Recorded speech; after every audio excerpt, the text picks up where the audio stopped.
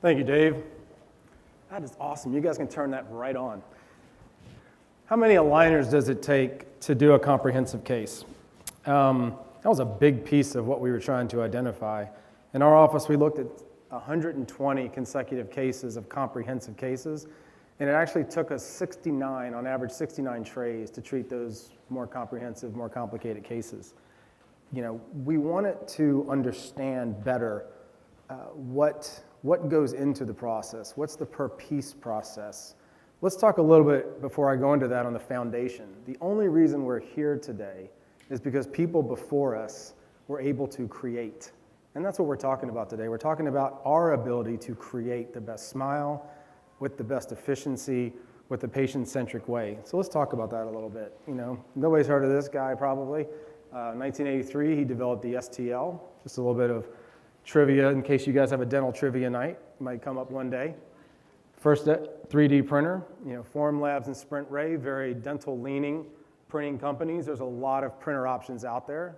These are two of the pictures I found of how these companies started. Form Labs started with a Kickstarter campaign back in the day, maybe 9 years ago, and I was able to buy the first Form Labs printer off of that. So we've been doing this for a very long time. 2015, as Dave alluded to, ULab was founded on the back of a napkin. Once again, wanting the opportunity to give the orthodontists, by the people that had developed the Align technology, wanted to give the orthodontist the ability to be more expansive, to have more say, to have more control over what they were doing. 2018, they got their FDA approval. 2021, we saw a logo change. We saw USmile, the ability to actually offload or remove bottlenecks in your system. That's a lot of what I'm going to talk about today is going to have to do with process flow, customized logo, putting your name and your signature on that packaging. You know, whether it be the doctor itself, be the business owner doctor, be the person that's developing it, you know that deep in that, everybody knows that you are the person that has created that smile. And you designed 7. That's something that just came out this year that a lot of you either have been exposed to or I'm confident will very shortly be exposed to. U-Assist case setup also came out this year. Once again, that is a tremendous opportunity to, like you've heard before from Gustavo and Sky, the ability to offload some of that work when your workload has a wavelength. Ecosystems. Ecosystems to me, in business school we learn a lot about ecosystems. We study Apple computers quite a bit. You know, and is Apple the best cell phone? Is Apple the best software? Yes, they're good at all of that, but the power a lot of times of it is the ecosystem. It connects everything together. You know, we want to make sure we have the phone that has all of our contacts, all of our calendars, all of the things that we want to use. And when I looked at that and I started looking at aligners, and then I started evaluating ULab and whether this was going to be a platform that I wanted to use, I thought, you know, the aligner systems right now, they're very linear. They're very first generation. Most of pretty much all the competitors that are out there. You know, essentially you send them information, they work something up, they let you give input, but they kind of do what they kind of want based on your input a little bit, and then you kind of go back and forth. And then you wait, aligners come, and the patient really isn't involved. They're in that ecosystem. There's no way for the patient to actually be involved, and their needs really aren't we don't have the ability to meet their needs for some of the examples we heard before. Now, with ULab systems, what I've seen is the ability to have the expansiveness, a second generation, and you know, bringing up Sky's Origin of the Species author, Charles Darwin, the ability to evolve into a better ecosystem, where now as a doctor-centric ULab, the ability to brand, the ability to meet the patient where they are. I have a lot of patients that actually go to Canada because I'm in Florida, and they may want to get treatment started. They went to the dentist, they came in, they finally got to us, they're doing their to-do list, they're leaving in 2 weeks or leaving in a week and a half, and they want to get their teeth fixed up. So I can say, one, no, I'm sorry, I have a 3-week turnaround, too bad. You need attachments on your case. Or with this ecosystem, I can say, yes, patient, I want to be able to fill your needs. Here is a solution. And that's what I love about this. There are solutions for the things that used to bug us in our office. Things that we didn't even know we wanted to solve. That's what I love about this. Is, for instance, there was a hotel in Dallas called Adolphus Hotel back in 1950. Has anybody ever heard of that hotel before? Yes. Who's that? Oh, okay. Well, the Adolphus Hotel is famous because they were the first hotel in the United States, possibly in the world, I didn't check that, to have central air conditioning. So every other hotel before that may have had a little unit here, a little unit there, but central air conditioning. Can you imagine in 1940 going to a hotel and not having any air conditioning in Dallas in August? Or even in Florida, Miami, forget about it. Well, once that hotel gave you the opportunity to feel what air conditioning felt like, game over. Once you give your patients the ability to know that their schedule is important and that you can help fill their needs, why would you use anything else? Why would you ever go to a hotel in Florida that doesn't have air conditioning? You wouldn't. And so this ecosystem is what really impressed me and really wanted me to dig into this and find out why analytically this is as good as I think it is. Today we're going to focus on a few pieces of it. We're going to focus on USmile, we're going to focus on fabricating in-house, and UDesign 7.0. You've heard a few of these other items talked about today, and I'm going to do a little bit more of a deep dive into these. So today, number one, why did I go completely digital? Now, I would dare to say that most people in this office are pretty much digital, but I also want to tell you that in 7 years, we have not taken any impressions, PVS or alginate, on any patient for any reason. So when I mean completely digital, it is completely. One considerations inputs, we're going to talk about where we come up with the pricing as a comparison piece. And I'm also going to give some feedback on what I've learned and what I do in my office using this information. This was the number one reason I started, once I got out of school and I realized once again that there was an opportunity that I never had to do this to a patient again, I was all in. I wanted to find it as fast as I could and as quick as I could. It took a few years. I graduated in 2004, but it took a number of years, but I finally found out a way where I never had to do this to somebody again. So this is the number one reason I implemented a completely digital workflow when we did. No alginate impressions, no PVS impressions. Is this better for the patient? Come on, of course it is. It's like to not put that, even now we've spent, I don't know the exact number, and I should probably, but I don't have it in front of me. We've spent so many dollars, the no goop campaigns, the I don't want to put stuff in your mouth campaign, the never gag campaign, all that stuff. We've done all this stuff on Facebook and everything, but still people come in, and when we do our consultations and we take a scan, we take photographs, we take our x-rays, and we meet the patient for the first time, and they're like, I love that, let's go. What do I need to do? I'm like, you're ready, just say yes. We've already got the 3D model. And they say, you don't have to put that stuff in my mouth. I'm like, no, fantastic. We need to work on our marketing dollars, I guess. And appliance fit. With alginates, we would notice that appliances wouldn't always fit as well. We're at the point now with the confidence of appliance fit that we will mail retainers, we will send out certain appliances because we know they're going to fit. Sometimes they fit too good, so at first we had to work on that, make sure we get our blockouts right.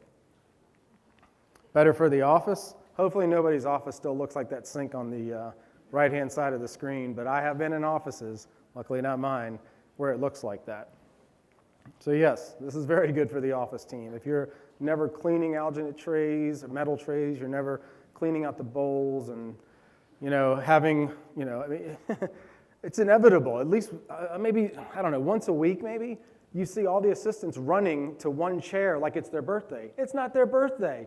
They're just trying to get enough napkins to clean up the mess before everybody sees it. What inputs? How are we going to measure this? Let's talk about a make-buy decision. Everybody's done a make-buy decision. Everybody's done it. You do it when you pour models in your office versus sending them out to a lab. You do it when you buy suction tips, high-volume suction tips. It's just a little piece of plastic. You could probably make them yourself, right? Well, you're not going to do that. Of course not. The cost of doing it far exceeds just buying them yourself. So everything we do, The typical term that everybody's heard is in-source, outsource. I mean, that's what's it. When you look at make-buy decision, that actual language, you have to go back to accounting textbooks back in the 70s, early 80s. That's when it was really more ubiquitous in the literature. Now it's more in-source, outsource. But we're going to talk about, with aligners, and more importantly, as I'm going through this, if any of you have been to the AAO recently, you're seeing that quite a few of our treatment modalities are going to be subjected to this model. It's going to be, do I buy certain things? Do I make the brackets in office? So the focus of the talk today is about aligners. But this concept and this methodology and this flow is designed to help you understand not only how to do this with aligners and why ULab, I feel, really helps us in this realm, but there's going to be a lot of decisions you'll be making over the next 5 to 10 years that will apply to this protocol. 2 costs to consider. Do I need to buy the stuff? I mean, these words are great, but do I need to buy the stuff? And how much does it cost to make each of them? That's essentially what we're saying here. And, do we need to buy the stuff? You may already have some of this stuff. You may already have the printer. You may already have the wash system. You may already have a cure box. So a lot of these things are becoming much more ubiquitous than they used to be. I believe I was talking to a lot of people trying to get a good understanding of this number, but the best number I heard was about 1 in 5 practices have 3D printers that they're using for some way, shape, or form. I think that's extremely low. I mean, there's so many good ways to use these different devices in our offices that we don't need to avoid that any further. Definitely as an orthodontist, an orthodontic office, a lot of you will have a thermoform machine of some sort, or you'll have some sort of lab drill. So those usually aren't too big of a deal. And so now, when I look at these costs, I'm sharing with you the costs that I have, the equipment that I use in my office. You can spend 2 or 3 times as much on these items, or you can spend a whole lot less. There are printers out there that are $1,000 or less that will create a resin model for you. So it all depends on what you're going to be using the equipment for and what that capital equipment cost should be in your office. So please, everything I'm putting up here is stuff that I use, and it's worked very well for us, and I don't have any relationships with any of the equipment that I'm going to be showing you. My only relationship is with ULab itself.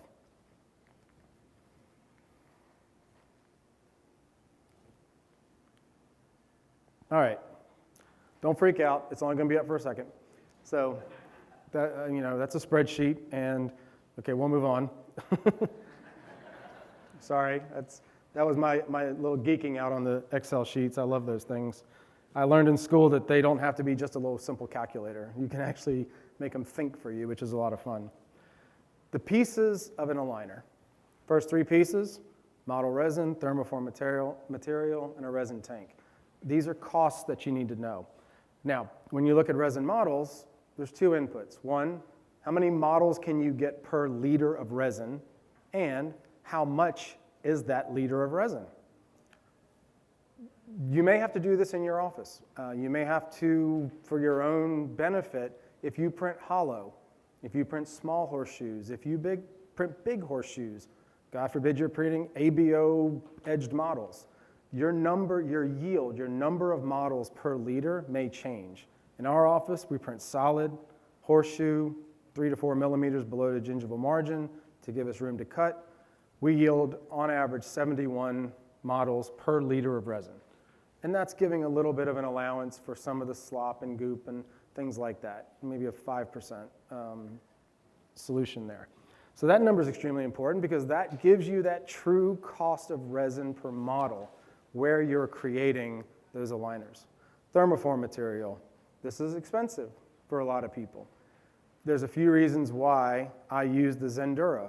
Sky did an excellent job sharing. I don't really have to go over as much because she did an excellent job explaining the benefits of Zendura material. Another reason that she didn't bring up that really got me into using it a lot more is because we do a lot of the quick 3s where we'll make 2 or 3 aligners and then mail them the rest, whether they have to come back to our office or whether they're going off to Canada or going off to college or going off to wherever, traveling nurses. They're going to be gone for 4 months, but they want to go ahead and start straightening their teeth while they're gone. no big deal. There's so many different scenarios there. But this way, we've got the same material that ULab is using so that when they have a consistency of wearing the trays, there's no difference. So that was another reason why I like Zendura for that. Resin tank, now it's only 16 cents, right? What does that matter? Well, you can only say, what does that matter so many times before it adds up to 10% of your cost, 15% of your cost. So for me, I actually left out a couple little penny or 2 penny things. I went about as deep as I needed to go to find the exact cost because I really wanted to understand this at scale. You know, a penny now doesn't matter, you know, but at 1,000 pennies, 10,000 pennies, 20,000 pennies, you start getting a Starbucks coffee or something, but you know, it still matters, and I wanted to be thorough when I did this. I mean, I even went down to the burrs and polishers. You know, that stuff is consumable, that stuff matters, that stuff is purchased by your practice. It needs to be considered. And then packaging. If you're doing it in an office, you're going to want to have your own packaging. You're going to make sure that you are presenting your best foot. You can give patients aligners in Ziploc bags. I wouldn't recommend it, but you can do it to save money. So, I mean, you might want to invest a little bit in the packaging. A lot of this was put together when we were doing 100% in-house aligners. We were making everything ourselves.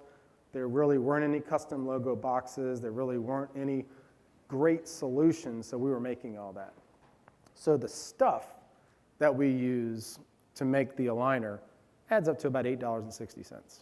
Now, everybody's may have a little bit different number. You may have a lower yield in your leaders. You may have a different resin that you use. You may use an Envision Tech, which kind of doubles, almost triples the cost of it. You may use a frozen or an Anycubic, which now you're down quite a bit. But the goal of this is not to say this is the number you should have. The goal that I'm trying to do is give you a framework by which you can crash your information against, a rock that you can bang that against and get the accurate numbers for your location so that you can, as a business owner, you can make an intelligent choice. That's the goal here, is that you're not just randomly saying, people aren't just randomly saying, well, I think it's this much. Let's know. It doesn't take that much work to figure it out. All right, let's change gears. Everybody just had a little bit of bite, so that's good. Subway.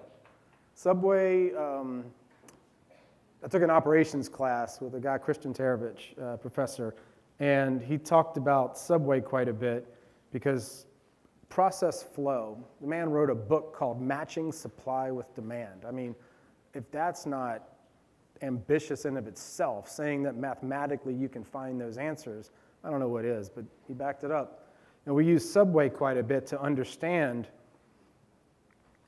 It's so easy to see how all of these people, there we go, are moving through a process. It's really simple. And we use Subway because most of us have probably either been to a Subway or a Chipotle or some sort of line item food experience where you can see how it's built. With aligners, it's a little more broken up. So with Subway, you get your bread, you get your condiments, you get your meat, your extras. They bag it up and then you buy it. Very straightforward. With aligners, you have more steps. And those steps should be measured. Now, this is when I start talking about labor. Labor, and I've had this discussion with a number of people that do quite a bit of this, labor does matter. And I'll explain that to you today, why I feel like labor matters so much in understanding the cost. Because a lot of times I have this discussion and people will say, yeah, it's $8 a tray. Why would I pay 15, 16, 18? Why would I pay anything to ULab when I can make them for $8, you know? No, you can't. That's not how it works. Because that labor is super important because and then the conversation turns to, well, I have an assistant that has extra time. Okay, we'll talk about that. But we need to know first how much time it takes. So what we did in this experiment is we had our assistant, our digital lab technician, do each of these steps 30 times. 30 is kind of the magic number for business statistics, 30 times. And then we were able to get a good average, a good standard deviation, and a good ability to understand that every tray, now it doesn't take 9 minutes from start to finish. We have a lot of people in here that do this job, and you all know that there are steps. And you do one step, you go do something else. Then you do that step, you go do something else while the machine, while the equipment is doing its work. But what does it take for that person to work on it? And so that's how we came up with these numbers for labor. Now, what do we do with that number? Well, okay, we know it takes them that long. We know what they're paid. Now, for me, I kind of geeked out, and you can't really go off what you pay them. You have to go off what you actually pay them, an employee at that time, any employee. This is how it works for anybody, where you don't only have X dollars per hour, you have X plus 7.65% for the government, plus the vacation, which everybody deserves, 100%, and they've earned probably more than any of us ever give people, and also any other benefits that should be there. 100%, not saying we should cut any of that, just saying we should measure it, that's all. I'm not saying any of it's bad, we should measure that number and make sure we're bringing that into account. So we know that each tray, in my particular situation, in my particular set of facts, is about $3.91. And then we know the STL export fee. You know, that's pretty basic when it comes to ULAB. Yield. Has anybody ever had a print fail? Oh yeah. And it's frustrating, and it's real, and that's lost. It's like time. Once that print fails, that resin, you can't just mix it up and use it again. It's gone.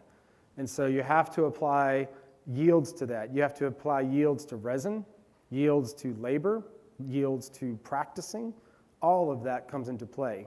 You know, once again, it's a small number, but it adds up. It becomes a number that, you know, we need to consider in our systems when we're looking at it. So now, the punchline, how much does it cost in my office with my particular set of circumstances to create one aligner for the patient? We can see it right there. Other align, now, we talked about how many trays does it make. For me, it took 69. The JCO did a study where when you look at tons of doctors and tons of feedback that they got from their surveys, it's 40 per arch. So if you use that logic and you apply ULAB's pricing, their cap on the number of trays, you can see how much the competitors charge based on how much they're going to charge you per aligner to go. And Sky brought up a good point that sometimes you don't even need all those aligners, and you can actually be below that $1,000, $950 mark, and that just helps you see that. Now I'm throwing a lot of numbers out there on a Friday afternoon. I do apologize, but that's my shtick. So, but I'll give it a second to soak in a little bit. The convenience of ULAB at this cost makes total sense. The convenience of ULAB to create a comprehensive case, for me to make all of them in office, makes no sense. So let's go over that a little bit more. And you can see the numbers, but I'll talk a little bit more about why. Make or buy. Turnaround time, we've talked about that a few times. Lab tech capacity. Okay, what I mean by lab tech capacity, anybody in here that has felt like they had to work late, they had to go in on a Saturday to keep up, you know, that's capacity. How much time do the individuals that create these aligners have in their process? So that should be taken into account when we're planning this, which is why the cost of that labor is super important. Same day in office, 7 days, hybrid approach. You know, we've gone over this at length. Make. Something like this, I'm just going to make it in office. You know, it's less than 5 aligners. Just need to straighten it out a little bit. You can see here, everything's in ULAB. You straighten the teeth out, you know, 5 or less, something like that. This one I will tweak a little bit more. But a case like this one, you don't need to send this out, wait for this, wait for that. Just put them on the printer. You can do it in one print on the platform, do the thermoforms, and you're done. Something like this, a motion appliance patient that's now going into aligners, that's going to take a little bit more. That one, I definitely want to send out the U-Smile. I don't want to have to increase or stress my digital lab technician to make all of these trays, even in sprints, because sprints are awesome, I love them, and to have U-Smile help us manage those sprints is even better. You know, I know we've said sprint a couple times, I'm not going to develop it, but it's essentially the ability to do them in pieces there. that's going to take a lot more. And you can see we do the same thing. We don't need to have 30 on top and 30 on the bottom. My team even talks about that. They're like, yeah, but the patients will get confused. I'm like, no, they won't. It's like we might get confused and we might need to change our note taking, but the patient can see the number. It's not that big a deal. When they run out, and they know to wear it until we see them again. We can plan for this. All right, capacity. 10 hours a week. If somebody, let's say you don't have a digital lab technician, or you do, and they only have 10 hours a week to dedicate to the aligners because they have other jobs. They have all these other items that we're doing in the office. They have phone calls to make, external labs to manage. There's a lot going on there. And in that 10 hours that they're dedicated to aligners, there's still going to be pieces inside that process. They're not a machine. Those individuals, none of you are machines. You're not just going to go click, click, click, click, click, click. You're going to have pieces in between there. You're going to have processes that you're going to have to work on. This guy might be, but he's had a lot of experience. We were talking at lunch after 30 years, and he doesn't even look like it. I was still a little bit disappointed about that, but congratulations. And if you're making them that fast, you can only make 44 trays. If it takes you 9.5 minutes and you're working 10 hours and you're dedicated to aligners on that, you can only make 44. So how much is that 45th tray costing you? Now, cost is not always money. It's rarely money, actually, in the world. The cost is morale. The cost is resentments. The cost is losing somebody. That's a huge cost. Or the actual financial cost of hiring another employee. So if you only need 45 a week and you hire somebody else, that 45th aligner is going to cost you $30,000, $1,000 a month, maybe $500 for that last aligner, because you have to be able to service that without, overwhelming people. And for me, this was one of the tricks that one of the trickiest things that we had to deal with was, what are we going to do? How do we solve this bottleneck? How do we not overwhelm everybody? And when USmile came along, I was all in. I was like, we're done. I don't really need any other companies. I know they're there if I need them, but this part solved that piece that I was looking for.